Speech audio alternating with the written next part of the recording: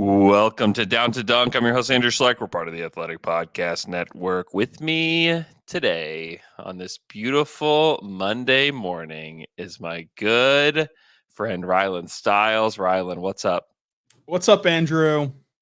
Rylan's going to be joining me for the next two pods. And listen, we definitely are recording this on Monday, and we definitely just decided to wear the same clothes on Wednesday. So don't worry about it. Don't question it. If you're watching on YouTube, just know that we decided to wash these clothes and wear them again on Wednesday. So don't even worry about it. We're going to answer questions. I ask for questions, and you guys deliver like you do every single time. There are a multitude of questions, and so we're going to try to answer all of them. So we'll start with this one, and this is a kind of an interesting place to start. Okay, this is from Barstool_OKC. How would you rank the current Thunder players' job security for the upcoming season? He said, let's say rank normal, or in terms of best movie theater candies. And so I looked up movie theater candies, and there's actually a movie theater candy variety pack that you can buy on Amazon, and it includes Mike and Ike's, Swedish Fish, Skittles, Nerds, M&M's, Sour Patch, Lemon Heads, Sour Bright Crawlers, like the mini gummy worms. Any thoughts on the candies before we get to the job security? Yeah, I mean, that's not at all movie theater candies. Where's the Junior Mints? I mean, that Junior Mints is a staple of. Really? Are you a Junior Mint guy? I dabble. I dabble in some Junior Mints, but I just whenever I think Junior Mints, I'm thinking movies. I'm thinking matinee in the summertime. Whoppers, another movie theater. Whoppers. Okay, what's the worst movie theater candy? Oh, the worst movie theater candy. I would say it's like Swedish Fish. Okay. Because I don't know about you, Andrew, but sometimes you want to like combine the candy and the popcorn, sweet and salty, and there's just the fish don't do anything for you. I know some people. My kids like Swedish Fish. I'm not a huge Swedish Fish guy. What about Boston baked beans? You a Boston baked beans guy? I'm not in any form, candy form or bean form. Okay, yeah, I'm not a huge. I mean, it's just peanuts, like candy coated peanuts. Okay, so we'll go Swedish Fish at the bottom. What's like a very like mid the movie theater candy? You know, I would say the Whopper. I mean, like if you were offered some Whoppers, I think that you'd be like, okay, sure, let's do it. But I don't know anyone who's just leaping at the Whopper as like their pick. Reese's Pieces, you're leaping. I think M&M's, you're leaping. Yeah, I don't think you're leaping at Whopper though. I would even put Whopper at the bottom if I'm being honest. And I like a chocolate malt, but I don't like the texture is just weird on the Whoppers. Yeah, it's a really hard exterior, soft on the inside, kind of like the rest of us. But let's go Whopper at the bottom. Let's go. How do you feel about Nerds? I'm not a Nerds guy. I'm not a sweet tart guy. I'm not a sour candy guy. I know that these are all very. Yeah, no, yeah, these are. You don't like Sour Patch? Yeah, I don't like Sour Patch. I don't like anything. Wow. Like that. Okay, well that's unusual, but I'm willing to. Let's put Nerds in the middle, and then we can put Reese's Pieces at the top. Yeah, I'm for that. I'm all for that. Okay. Do you call them Reese's Pieces or Reese's Pieces? I'm a Reese's Pieces kind of guy myself. Okay. So you're telling me that whenever you drop a puzzle on the ground, you're like, I got to pick up all my pieces. Okay, yeah, that's a good point. I got to pick up my puzzle pieces. So, yeah, I mean, good point. I don't have an argument for that. It's just that ever since they came out in the early aughts, that's just what I've been calling them. I know that's definitely a thing. The Reese's Pieces. Okay, so job security. I'm not. I'm struggling. Let's even define what that means. I know that the listener did not exactly give us What what. about rotational security? Okay, how about minutes? Yeah, minutes. I guess. I mean, do we want to say postseason minutes, Yeah, we could do postseason minutes. We could do like who's on the team next, like the following season. Uh, or it's a tough one. we could do. Hmm. We could do. What about players that will reach 400 or 500 minutes? At least 500 minutes. Be Okay. like if they don't, if we don't think they're going to reach that, we'll call it. It'll be a whopper. Okay. Gotcha. Makes sense. Because so That's the guys fair. that played at least 500 minutes last year, or the guys that didn't, like Hayward only played 26 games, but he almost played 500 minutes, which just is criminal, honestly. Um, Usman Jang didn't play 500 minutes. He only played three. He played 365, 1 minute for each day of the year. Micic didn't. Lindy didn't. Trey Mann didn't. And like a lot of this is also it can play into it because a lot of these guys didn't because they got traded. Yeah. So okay, let's go through it. Obviously, like we can mark off a large group and put them in the PCs category. Shea, Caruso, J Dub, Chet, Lou, Cason Wallace, Isaiah Joe, Hardenstein, Wiggins, all those guys. Like all those guys are going to probably play playoff minutes. All those guys are definitely part of our PCs group. Yes. Yes, I would agree. Okay. So then it's the nerds. Who are the nerds of the group that like have a chance to do it, but we don't know for sure? I will offer up Jay Will because Yeah. he looked really good in like the limited minutes that you got to saw him next to another big man.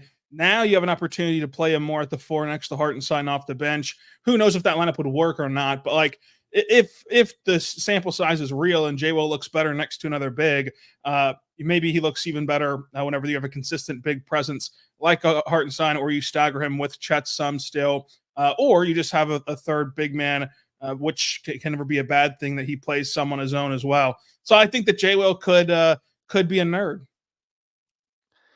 I think that's a good nerd. What about Kenrich? Kenrich played 1,000 minutes last year. Yeah, I'm interested about Kinrich. I think that if I was Mark, he would be for sure a nerd at a minimum.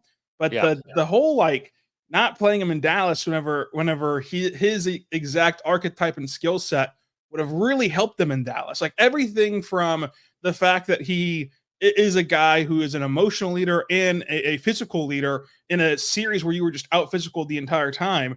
The fact that he could not get any run in that series was a bit concerning to me for his like outlook in Oklahoma City. Maybe that's reading too much into it. Maybe there's some underlying reason why he didn't play in that series, and it's not that big of a deal. But Mark kept teasing the entire series, like, "Oh, this could swing back to Kinrich." It's like, Mark, you control that, like, and you never swung it back to him really. And the one game you did, the Thunder won, and he was in the middle of a kind of kerfuffle that turned the game around. So it was interesting that he didn't play that series. That's why I didn't immediately go to Kinrich, but I think that he for sure has a shot.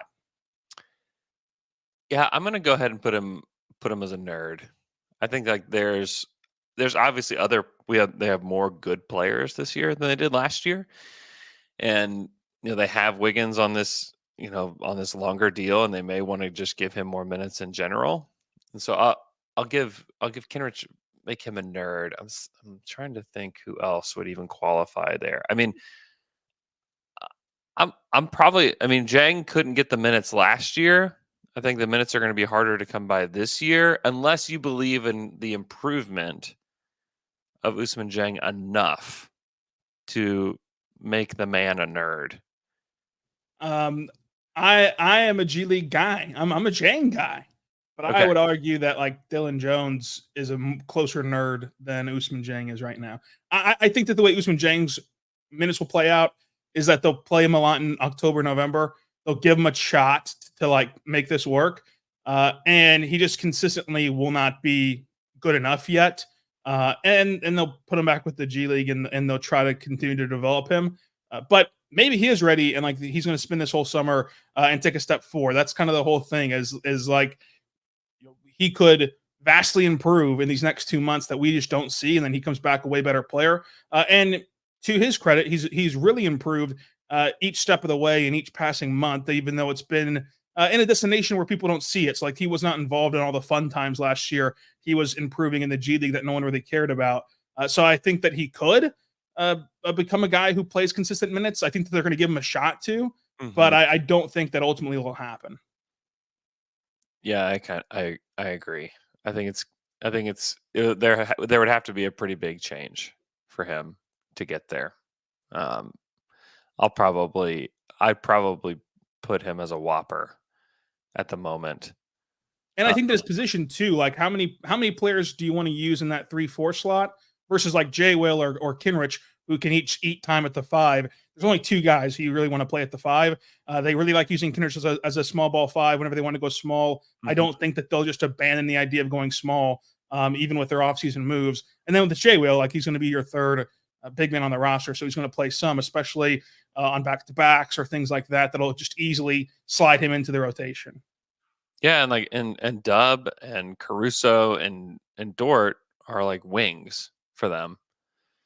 And so are there enough minutes for him? I think he'll play. I certainly think he will play.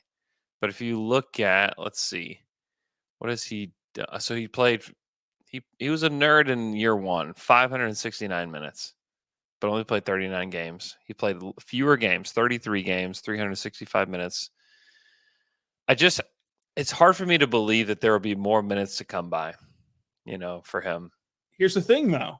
Do you believe in the blowout effect? Like, are the Thunder just so good that they're blowing out teams and they go win, 58, 60 games, but they're all by 15 points and Jang is playing a lot down the stretch of games where you can kind of have the best of both worlds happen. You can't bank on that, but like if we're wrong, I think that's how we're wrong. Yeah, I think maybe the following season I could buy into that a little bit more. The league is just going to be ridiculous next year. There's so many good teams that I just don't know that there's going to be a ton of blowouts. I mean, Boston was the team that had the most. And so are the Thunder going to be a Boston-like regular season team? I don't think that their conference will allow that, yeah. Yeah, that's the thing. It's like in the West, pretty much everybody's competitive. Outside of Portland and is that it? I mean, as of right now, that's it. I mean, we can see what Utah does, but like as of right now, that's the only team that is just all eyes on Durham, North Carolina, and Cooper Flag. Yeah, it's bizarre. It's really bizarre. And they just signed a Jayhawk last week. They did. Rock Chalk, Devontae Graham. It was like yesterday, I think it was. Sharpshooter. Why did they do that? Sharpshooter. You always need shooting. He's a very fun player to watch. Scrappy, spunky. He's not going to play. Probably not. But if he does play, let me tell you something. He's got the intangibles. You got to have some minutes for Bryce McGowan's, Oh, yeah. I mean, you totally rather see Bryce McGowan's, the Cornhusker. Are you a McGowan's guy? No. You're not? No. Wow. I mean, wow. He's like Isaiah Roby Jr. Isaiah Roby Jr. That's totally fair. Portland is going to fall in love with him, just like there was a portion of Oklahoma City, hand up, that fell in love with Isaiah Roby at times. And it's just not going to matter. Whenever they get through this, it won't matter. Now, credit to Isaiah Roby, credit to Bryce McGowan. So they're going to get paid NBA money. They're going to have a fun couple seasons. But I don't think that it'll end up being some diamond in the rough that you find. But there will be like some fan side article that's like, is Bryce McGowan's the future of Portland? And that'll be fun. I'm excited for that. Okay, and then our whoppers, Dukas. Dukas should not even be a candy. Wow, I'm not a Dukas guy. Apparently not. I mean, he's a whopper though. I mean, they see something in him, but if he becomes anything but a whopper, I will do something crazy. I'll let the yell man pick a punishment. I'll come on the pod and I'll do something crazy. because I just don't see it. Credit to the guy, but if you're a G League fan, he's just another Miller Kopp, and no one's clamoring for Miller Kopp NBA minutes. I do think that Dukas will be phenomenal for the Blue, and whenever you're trying to develop on-ball guys like AJ Mitchell and Dylan Jones at times on ball, he'll be a fantastic drive and kick weapon for them. He'll really help orchestrate offense in the G League. But in terms of like NBA potential, I think Dukas has none. Okay. More likely to be a nerd, Dylan Jones or AJ Mitchell? Dylan Jones, I think, is more likely to be a nerd because he can just fill in for so many different positions. Yeah. And so when you go through a season in which you can have a twisted ankle there and an elbow to the eye there and a step on the camera guy there, like whenever you can have these things pop up, he can just be the guy that steps up, the next guy in line. Whereas AJ Mitchell, I think that you'd prefer him with the ball in his hands, and you'd prefer him at the guard spot. So then that kind of limits how he gets on the floor just a little bit, although he can play multiple positions himself. I also think that with AJ Mitchell, like you might want to take a little bit of a more long-term approach with him in the G League of just getting him up to speed with playing with the ball in his hands and becoming a really refined playmaker, because you saw in the summer league like how good he is. Like AJ Mitchell's really, really talented. Really getting into the paint at will, drive and kick stuff. Like he is so talented at everything the Thunder want from him. Like he has fast hands defensively. He can switch. He can do everything that the Thunder want him to do.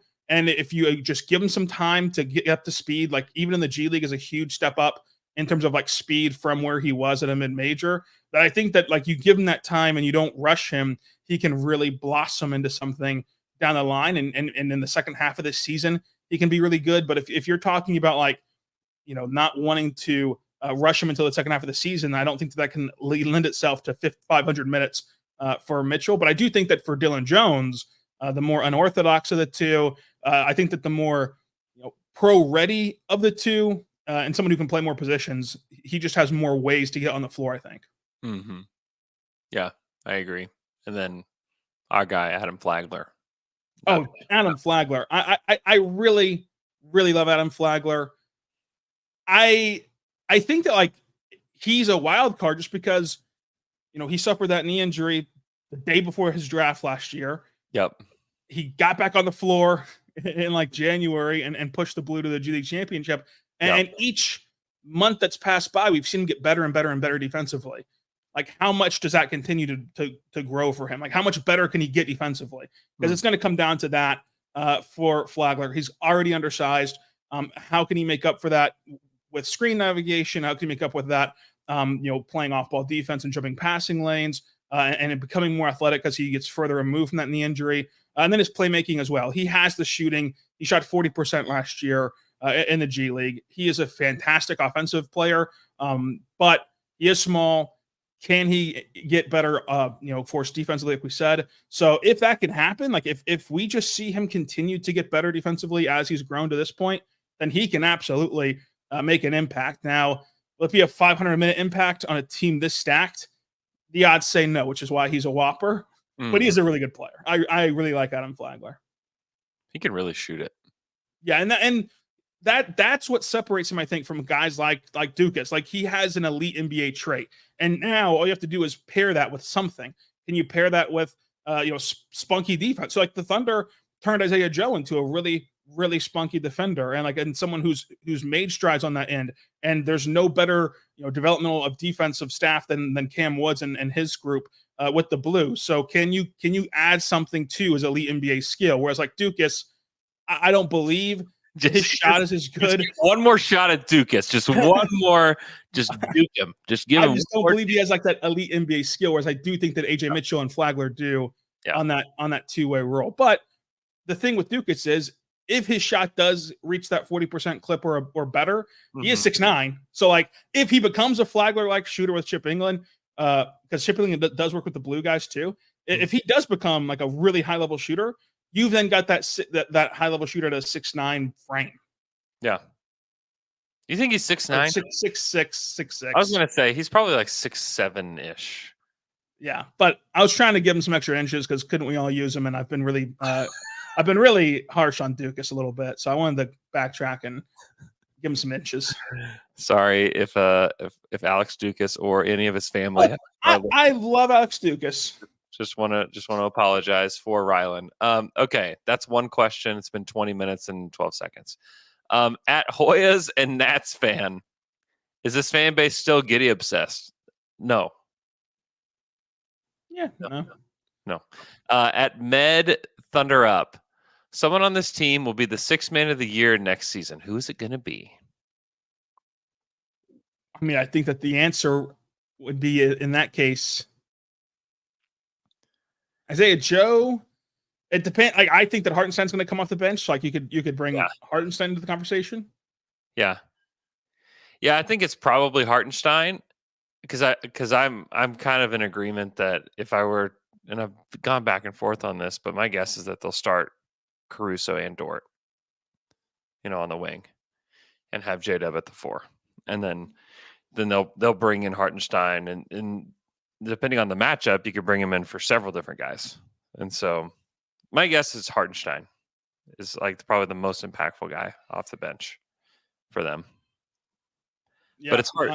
It's rare for a 6-man to win it. That's big. And I mean, Montrezl Harrell did it off the bench. Lamar Odom did. So there's a possibility there. I just don't know if he'll put up the counting stats. Yeah, I think that like he could be a case of like who's the better weapon for the Thunder, who allows them to win more games, Isaiah Hartenstein, but who gets the votes would be like Isaiah Joe, just based upon like the history of how the media votes on this award, like you said. So it's between those two guys. Mm-hmm. At Daddy_Dort, what are your 3 favorite summer activities? Grilling, going to the lake, etc. Do they have to be from those 2 things, or no? Okay. He's just giving you some examples. Okay. I mean, this is kind of a year-round thing, but it's I get to do it primarily in the summertime with no basketball, watching Elvis movies. Number 1 on the board for me. Number 1. I've got 8 more to go. Mine would be playing pool basketball with my kids. Is like definitely up there. Do they have an advantage in the pool? Do you have the advantage? Oh, I have the clear advantage in the pool. The clear advantage in the pool. Yeah. I'll do number 2, which is a new phenomenon. Playing college football 25. Wow. Where I've won 3 straight national titles, and I'm just rolling. Is that true? Yeah. With the Jayhawks? Oh yeah. With the Jayhawks. With the Jayhawks. I've actually won 4 in 5 years with the Jayhawks. We had a rebuilding year 2, because Kansas graduates a ton of their starters. I lost about 15 of my guys, but I told those that stuck with us in the 8-4 season, whenever we went to the Armed Forces Bowl, listen, fellas, this is going to be the start of your DVD. We're going to look back on this, and people are going to say we were one hit wonder. If you stick with us, we're going to go. And so I moved the starting quarterback to running back after I got a freshman recruit. That was hard to do. Isaiah Marshall gave me his all that one season, but he went 8-4 and barely beat Air Force. So decisions had to be made. That falls on me. So we were just looking to go and do what's best for the program. And then we won 3 straight national titles. And now, here we are. I will say, being on this side of things, I do have more respect for Mark. The media is fickle. We went down to the wire against Kansas State. Matter of fact, I'll admit, hand up, I've only beat Kansas State twice, and then the media turns on me. And you know what? I will say, the people of Lawrence, if I would have told them 20 years ago that we'd be running, 4 of the last 5 national titles, they would have been dancing in the streets on Mass Street. But all of a sudden, you lose to Kansas State, and you're the bad guy. You got to hop on a bird, go back to Norman. So it is what it is. But so I have a lot more respect for Mark, having to deal with the press myself. Better hop on that bird. I would say road trips. I love road trips with my family during the summer, and then just laying out by the pool with my wife is also my wife a great summer activity. You got a third?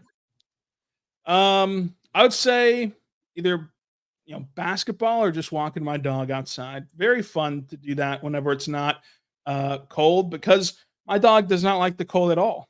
Yeah. Well, good. What kind of dog do you have? I have a Morkie. It's a mix of a Maltese and a Yorkie, for those keeping track at home. Wow. I have a Yorkie. I have a 15-year-old Yorkie.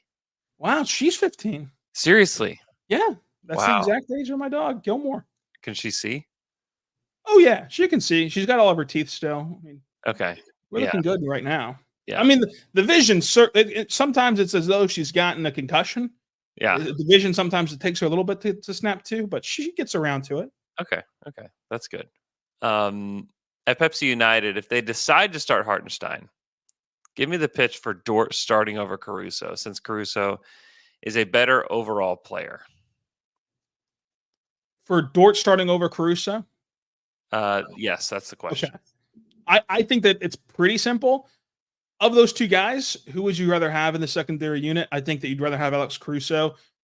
You can for sure make the argument that Caruso's better, but he's a better playmaker. He's a better offensive weapon, and those are two massive things that you would then need in the secondary unit. That like you do not want Dort touching. You do not want Dort kind of reeling back into bad habits in those ways, and like being put in sort of a role to expand his offensive game. We've seen how that's worked out. They've really tried that, and to tap into his point guard background, it hasn't really worked. The best version of Lou Dort is the version that we saw last year, is the version that we're seeing right now in the Olympics. And so whenever you take one of them out of the starting lineup, you're going to have to find the role for them in the secondary group. And Caruso perfectly fits that if that's the route that they want to go. Yeah, I agree with that. Also, Dort has started, and maybe this doesn't mean anything to you, but he's started 283 of the 292 games that he's played with the Thunder. I just Yeah. there and And a couple of those were like coming off of injury that they just brought him off the bench. Yeah, for one was that like reason. yeah, In Portland. it was literally one game Yeah. that happened, and then the rest were his rookie season, where he's coming off the bench. When they are behind Terrence Ferguson before they figure out like, oh, this guy's much better than Terrence Ferguson. Yeah. So there's also just, and I know like people are just ready to replace Dort and have been for years, but there's just evidence that he's extremely helpful to your defense, as will Caruso be. But like I agree with you that if you do, a lot of times they'll take Shea out, and if they did this and they subbed Caruso in for Shea, like he's able to handle the ball a little bit better, make decisions, do all that more so than Dort. Yeah. And you just rather have that coming off the bench rather than Dort coming in, and the responsibilities just change. When I think Dort is at his best when he's playing with all the best players, and I think that will be true for Caruso, but I think you could also make the case that Caruso will be just fine as like a backup playing with the backups as well. And he's, I think, more comfortable doing that. There is a different level of like how you prepare to come off the bench versus how you prepare to start. And to your point, like the Thunder clearly value like starting streaks and the kind of whatever you want to call the whether you want to call it like an ego hit or whatever to the starting lineup, because they stuck with Josh for 218 straight games. And I don't think that like they didn't see that he could have been used in a bench role. They clearly did. They offered that role to him after the season was over, and they benched him in the two most important games of the season. So I think that there is an aspect of like managing that they do like. And I just think that ultimately, though, what it comes down to is, like we said, Caruso fits what you would need from a bench player more than Dort does. Mm-hmm. And you don't sacrifice all that much with the starting five. Like even if you are just sold that Caruso's a much better player than Lou Dort, in terms of like what they would be asked to do in the starting five together or separate, you're not losing much of anything whenever you put Lou Dort out there. Yeah. And we both believe they'll both start anyways. Yeah, so. I would imagine that the starting five is just Caruso for Giddey, and you go on about your day. Yeah. At Thunder Meme Guy, you get to combine two current Thunder players, not including the big three, to create the perfect fourth starter. Who would you combine? So this is one that I'm very interested in. I'm very, passionate about this one. You're into the science of it? Yeah. And so are we losing we're losing them if they're becoming one? Like they're uniting as one player. Correct. So like when I combine Jay, Will, and Joe, there's now an open roster spot, and it's just one player for two. Correct. That's going to be my answer, I think, is Jay, Will, and Joe. But you're going to put Joe into Jay, Will's body. Wow. Okay. You got to talk me into this one. Okay, this is my theory. You put Joe into J Will's body, Uh-huh. and J Will, 6'9", 6'10", elite level shooter. He already possesses elite level passing, himself. And then all of a sudden he becomes this like, perfect four for what the Thunder want to do. So that's where I went. So this is an easy answer for me. And it's combining Kason Wallace and Usman Jang. Because essentially you get like what I think could be Who's Kawhi going Leonard. inside of who? Oh, Kason Wallace gets Usman Jang's body. Okay. And you keep Kason Wallace's brain and shooting inside the body, inside this 6'10" frame. Well, now that's your starting four very easily. Yeah, good job. You've outclassed me in the sports science department. Yeah. I mean, like that's so I don't get to watch Oos and the G anymore though. Oos is no longer here. Oos is no. It's yeah. His what would his name be? Kason Jang, Oos Wallace. Usman Wallace. What do we like? Usman Wallace. Usman Wallace is like the bad guy in a John Wayne movie. I feel like Usman Wallace is a great name.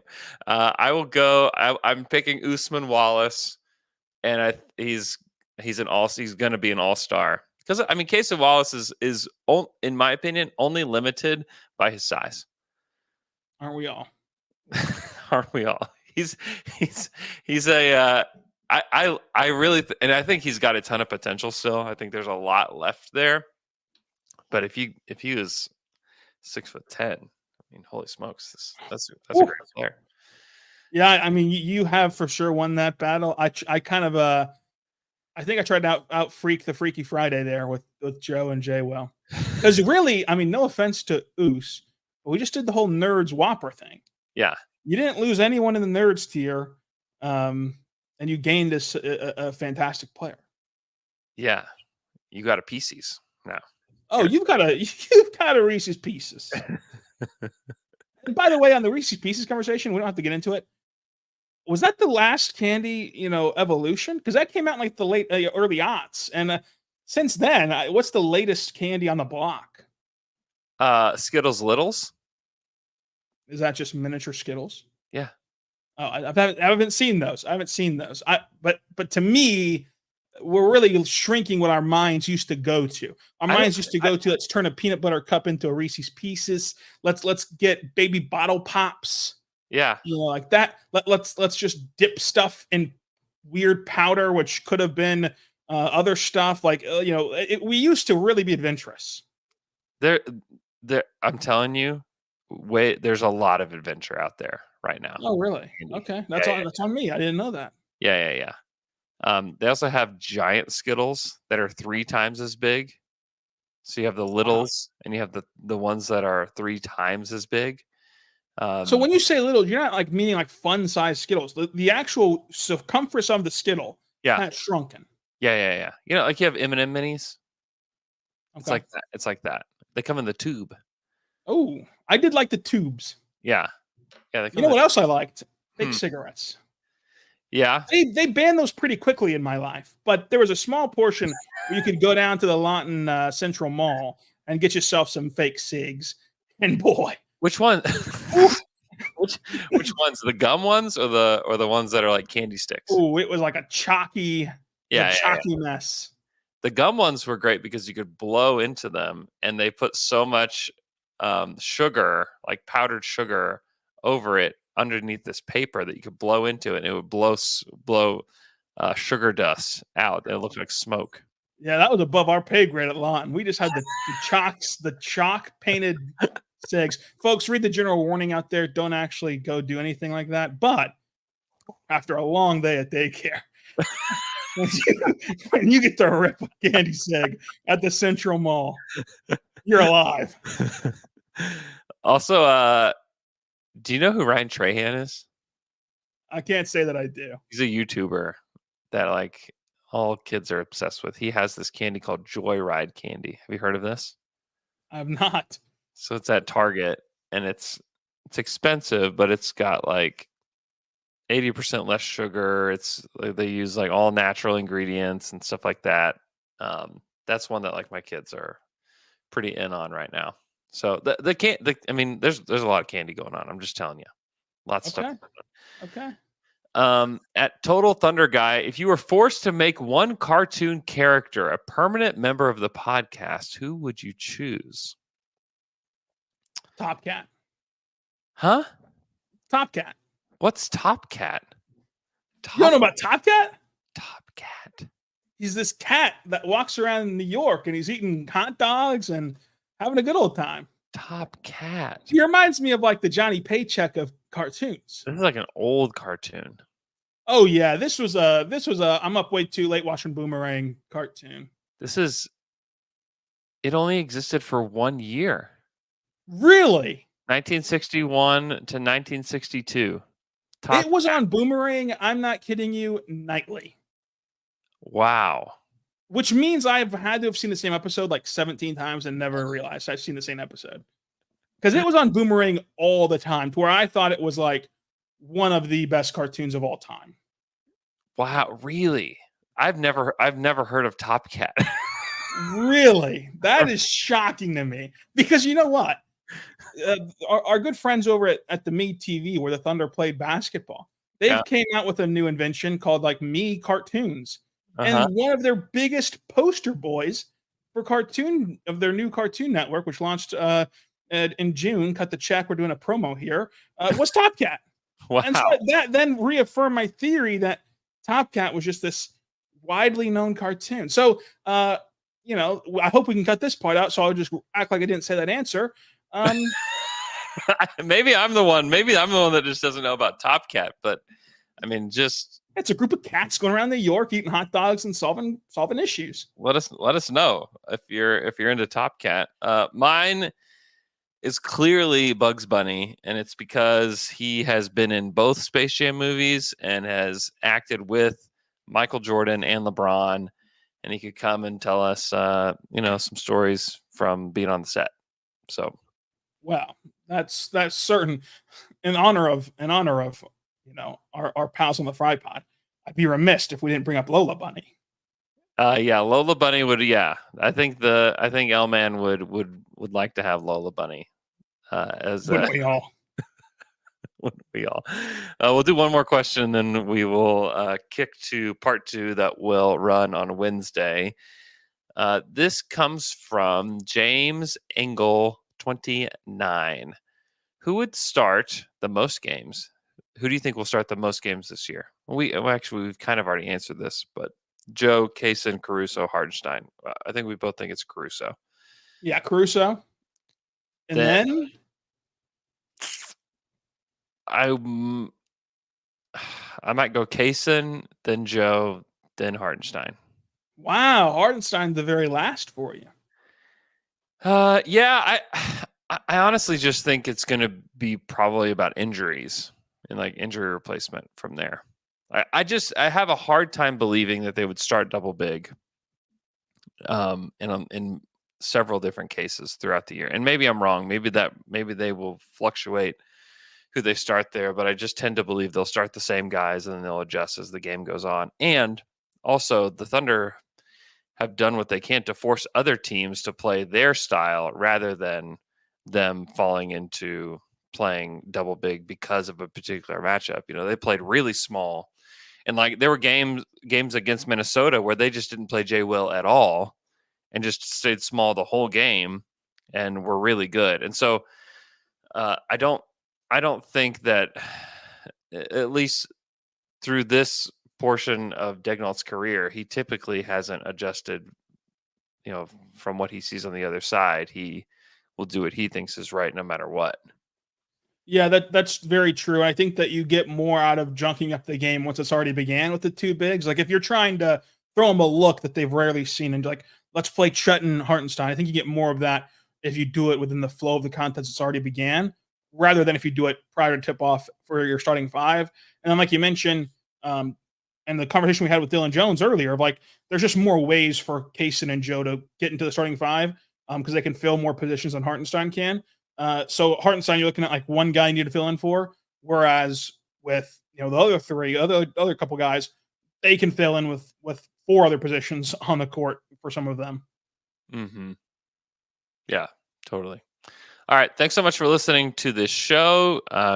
Go follow Rylan on Twitter and go listen to Locked on Thunder. Rylan does a great job over there. Hope everybody's doing well, and we'll talk to you guys again on Wednesday.